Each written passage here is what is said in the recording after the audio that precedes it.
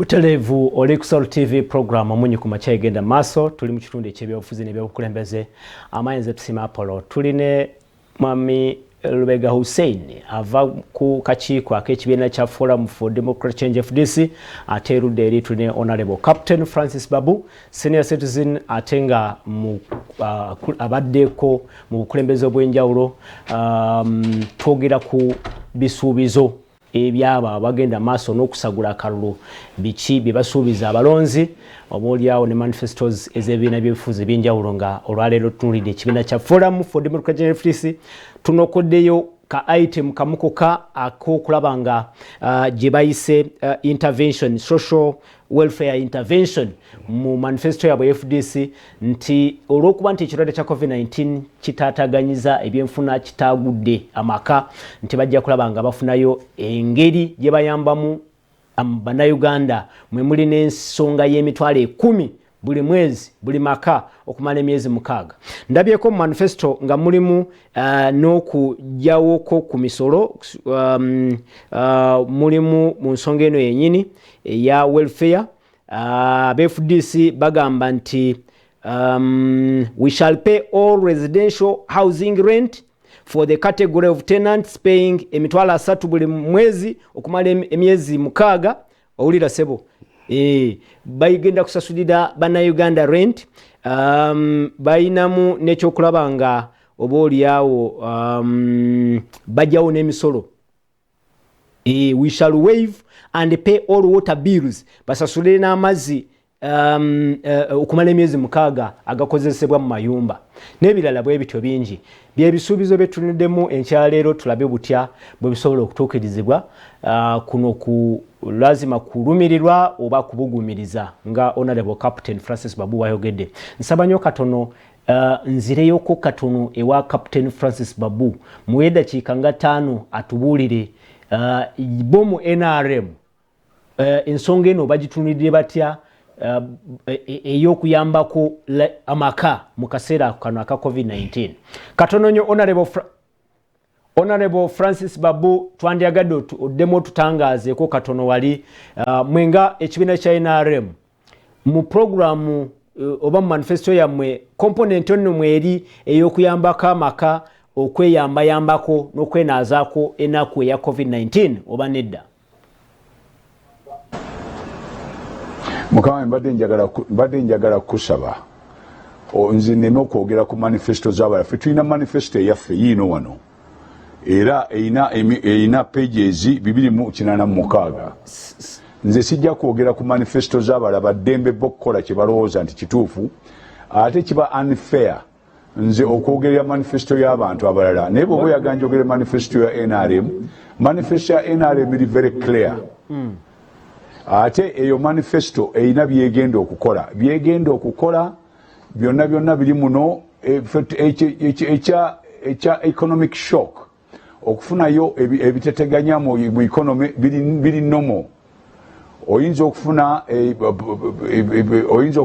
problemu y'enkuba neyonoona ekitundu oyinza okufuna musisi ebyo biri nomo mu kuddukanya ensi nti wabeerawo mu now and then okuyamba naye tesobola kukiteeka muno kubanga ekyo kibeera emergency bwebeerawo n'oyamba abantu naye nze mbadde njagala ffe ekyaffe kyetwagala okukola tetwagala kuwa muntu kyannyanja twagala tumuwe akalobo agende akwata ekyennyanja bw'obeera awo nga gwe buli ssaawa abantu oyagala kubawa kyannyanja obabuguumirize tekimala manifesto eyaffe egamba nti wajja kubeerawo economic and social transformation ekitegeeza nti omuntu olina omumuya obuyambi ekisookera ddala mu buyambi buno kwe kulaba nga bateekawo ebintu omuntu by'alina okukola alyoka afune ng'embeera gy'asobola okuba bagiyita creating jobs and wealth creation kaakati omwo mwe mutusookera ddala nti abantu baffe abasinga obungi bali luddawa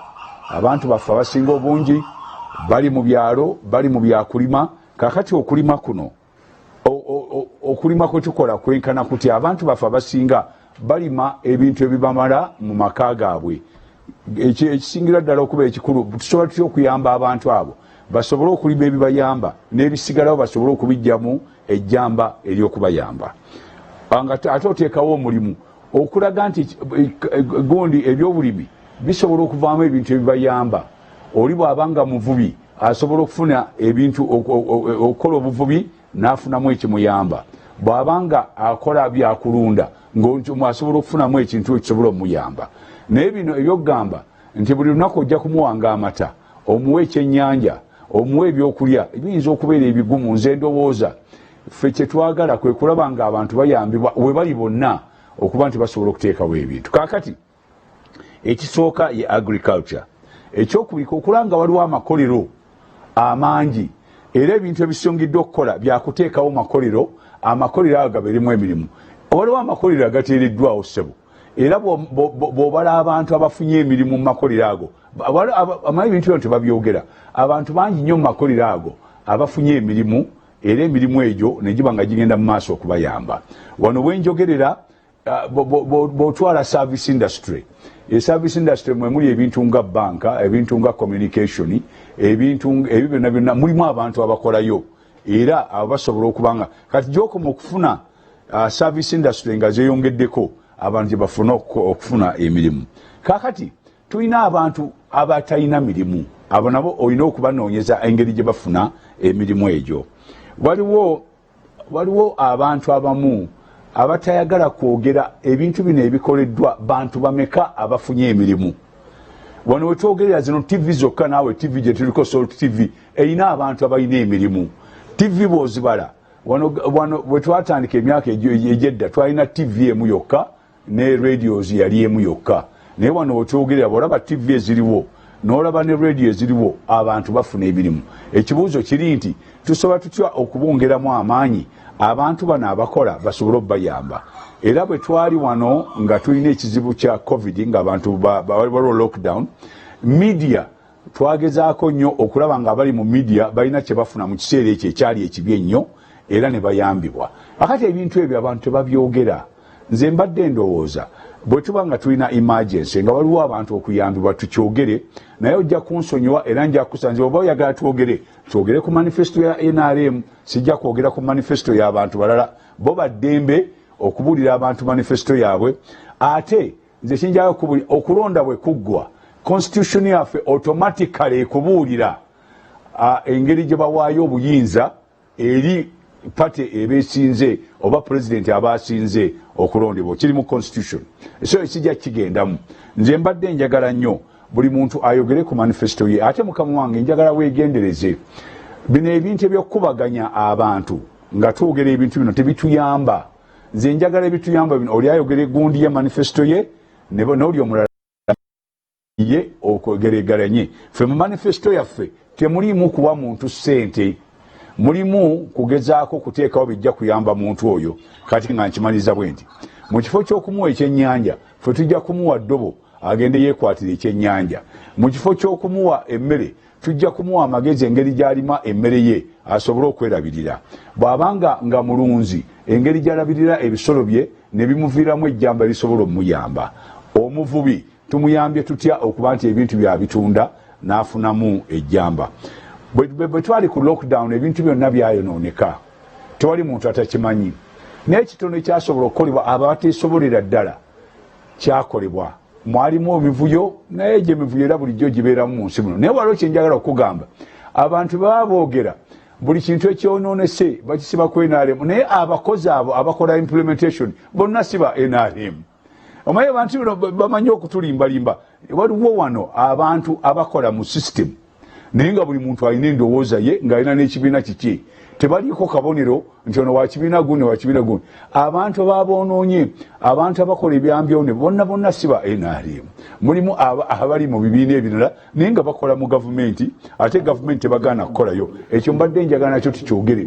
Ate waliwo n'ebirala ebyogerwa n'owulira ng'omuntu buli ssaawa ateekawo obukyayi, naye njagala tugende mpola. Waliyo abantu bannaffe abamu abakola implementation. In fact omutawaana gwaffe waliwo ebikolebwa ababiteeka mu nkola abo tetutulanga wansi kwebuuza naye ono abitadde mu nkola ali mu kibiina ki, kubanga ba civil servant tetubabuuza bibiina byabwe. Neyanze Honorable tweyanzege ensonga yetegerekese bulungi era mu kitundu kyennyini ekyokubiri mbadde nkusabye nti tuwe ekifaananyi okuva mu manifesto yammwe mu ensonga eno nga bwe mugitunulidde naye kirungi nti otukoze bulungi otubuulidde nga mwe mutegese okulaba nga muyambako okuyitira mu byobulimi otutegeezezza nti mu manifesto yammwe etunulidde engeri gyesobola okutondamu emirimu tweyanziza olambuludde bulungi mu nsonga eyo katuddeko wano mu studios ate tuwulirize owa FDC Bwana Lubega uzuwulidde ndowooza Honorable Francis Babu senior citizen atenga mu kulembeze ku levels ez'enjawulo mu kibiina kya NRM abadde mu bifo eby'enjawulo mugundiivu mu by'obufuzi okulambika kwe n'okulungamya kwakoze ku nsonga eyo neyanziza seo muliriza bulungi mwami Francis Babu y'omu ku batono be tukyayina aboogera amazima ayogera amazima akugambye nti yadde abantu twaba wano wabeerawo emivuyo ekyo kya bulijjo nti tosobola baawula bo n'emivuyo nti yebawaayo era nga bamanyi n'emivuyo gigenda kukola ki gigenda kubeera wagaye tosobola ekyo kya bulijjo kiringa ekyakola no ayogedde nti kiri mu buntu mu bannayuganda ate nga si kya kibiina tekiri ku kibiina ekya NRM ffe tusobola okimalawo era manifesto yaffe egamba tulaba sente z'omuntu zikozesebwe mu butuufu tusiime tosobola kudya n'omwe emitwalo 2 naga nakozeko ebintu bya mitwalo 10 girwa tya butonde munna inange ndabika nataddeko mu nsawo twagala kiveewo kibenga Honorable Babu tayagadde kwogera directly ku manifesto yammwe naye muli mu submission ya present oba oliawo ebimu byemusuubiza nga zino ensimbi oba oliawo si bwe kyandibadde omuntu okumuwa eddobo n'okumuwa ekyennyanja byanjawulo mwe mulinga abaagala otuwa ekyennyanja ate tukirye kiggwewo mulundi kisinziira ku season naffe tugenda kikola for life naye tumanyi akugambye talina program bano bakugamba national water tokisalako bantu mubaleke bakozese amazzi paka nga covid yakoze eki aweddeko beyaggwako abasasulirako renti temugoba bapangisa musooke mbaleke beyaggwako abantu babonaabona ne renti kati okwo bali mu mbeera ki wandibadde olina program nti nsobola okunegotiatinga ne batena negondi bano balandlords ne bakola ekintu gundi negundi n'okitabu tyomu n'okimuleka nga yakava mu covid babaggala abamu bashiftinze bavudde mu mayumba abamu bavudde mu maduuka badduka lwaki lwa covid so twandibadde tubiraba nti ebintu bino tukwasizaako abantu baffe wamu kino kyo kyajja crisis yakola ki yajja otonza Jesu nti afi tubikwata agambye nti eno emergency era NRM egitunulidde nga egitreatinga nga emergency ndala zonna anti wa manifesto kati tukwana oyogera nti nze nkuwasa ewange ogenda kukola bote nebo nange nkubulira naga nti anze ngenda kuwasa ero jja kubeera ewange automatically omukazi ewange ajja kuba bati ne bati no soko tubulire gobo bontu tewo ogenda kukola otya fika tuli manifesto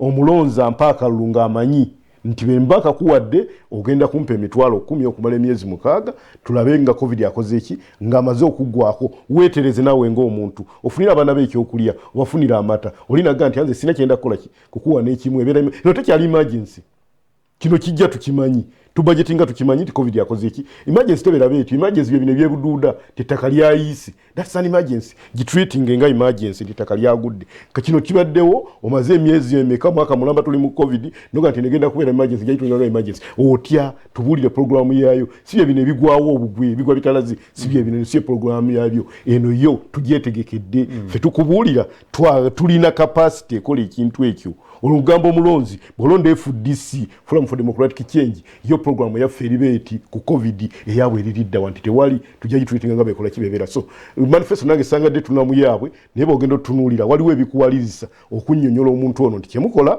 kirungi naye si kirungi bannayuganda baba weggwanga lino mwe muli ku steering agambye abakozi abali wano mu Uganda abamu ba opposition abaliki ani ali ku steering abasabazi bali mu mmotoka ngo banenya tigundi yantunulidde n'entomera gwovuga gwoli ku steering baba we myaka 5 mwe mutwale eggwanga lino mu maaso byonna ebisoba byammwe tosobola biteeka bbali nti wonna temunnenya lwa bisoba kuba waliwo n'abatudde mu mutto muno be mulengera ffe tuvugibwa kati at the moment tubasaba tutulwali ku mutto okola ki oguvuga ku steering tubalaga eggwanga balikola ki ne balivuga y'embeera eyo muganawo kale tuli ne mwami Lubega Hussein munakibiina kya Forum for Democratic Change FDC tuli wakati mu munyo Honorable Francis Babu eddakiika emu ekigambo ekisembayo nga senior citizen baako kyogamba eggwanga mu kiseera kino nga tugenda mu kiseera ekyakalulu tuusiibule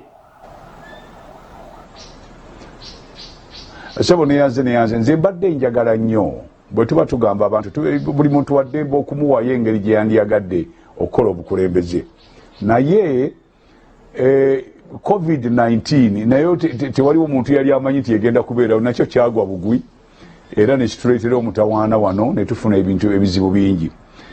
Mbadde saagala kumala biseera ku ekyo, naye njagala kusaba kimu kyokka. Njagala okusooka tugyewo obukyayi mu byobufuzi. Waliwo hate speeches ezoogerwa, waliwo ne spinning, akantu akamu n'ogenda ng'okakyusa ng'okazimbulukusa ekitaliiwo. Njagala twogere ekiri wano ekitutawaanya mu Uganda. Okusookera ddala mukama wange, ekonome yaffe buli muntu gy'ayogerako, njagala otegere nti ekonome yaffe ne ssente ze tukuŋŋaanya n'ebintu bye tutunda temala byetaago byaffe. Era ekonome eyo tulina okufuna abantu abatuyamba okwongerako okulaba nga tufuna budget etutambuza. Bw'otunulira kye bayita National Development Plan ekola bw'ekyo. Omukulu abadde ayogera amazzi, kankulage ekiri mu National Development Plan ku mazzi. National Development Plan yayina kye bayita nga Gaba 1, Gaba 2, Gaba 3. Ne towns ezimu mu Uganda kati ezirina amazzi. Essente ezisinga ezikola ebintu ebyo, era olw'okuba nti Gaba 3 tekyasobola kutuwa amazzi gamala mu kibuga muno, tufuna 240 million liters per day, ate nga Kampala yeetaaga liters 3 million buli lunaku. Tuyina okuzimba awalala bwe tujja amazzi. Okuzimba gundi eyo etuwa amazzi gye bazimbe Katosi, twalina kwewola ssente kuva mu Germany. Era wano wenjogerera ejja tuwa liters 24 million buli lunaku. Kwa mazzi ago tujja kufuna ge tuleete Kampala, tusobole okuwa buli muntu amazzi mu Kampala. Kakati bwe tubanga ssente ezikuzimbye Gaba 1, Gaba 2, Gaba 3 ne Katosi tuzeewoze, oliwo omugamba nti amazzi tujja kusalirako, ate nga ssente ezisasula looni ziva mu mazzi ago, olina okumubuulira omutawaana gwe tulina. Ekirala, abantu abasinga bamanyi okwogera ebigambo, tulekeraawo okuwa omusolo.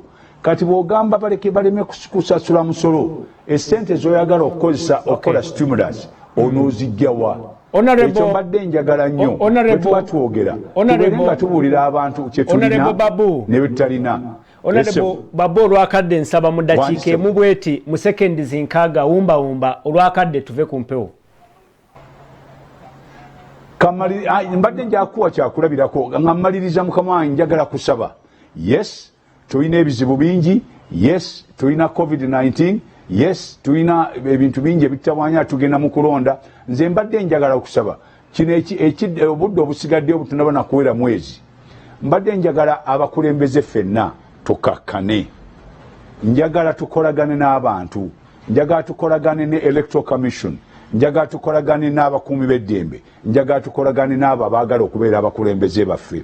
Ate abakulembeze baffe mbadde njagala baveeyo bagambe nti kaakati twagala wabeerewo okulonda ku lunaku bwe luti, tutandike okukola ebintu ebirungi, abantu baffe tubabuulire bye twagala, manifesto z'abantu bazoogere, abantu ba Uganda basalewo ani gwe baagala abakulembere ku bwa pulezidenti ne mu bifo ebirala byonna abantu mu beesimbye.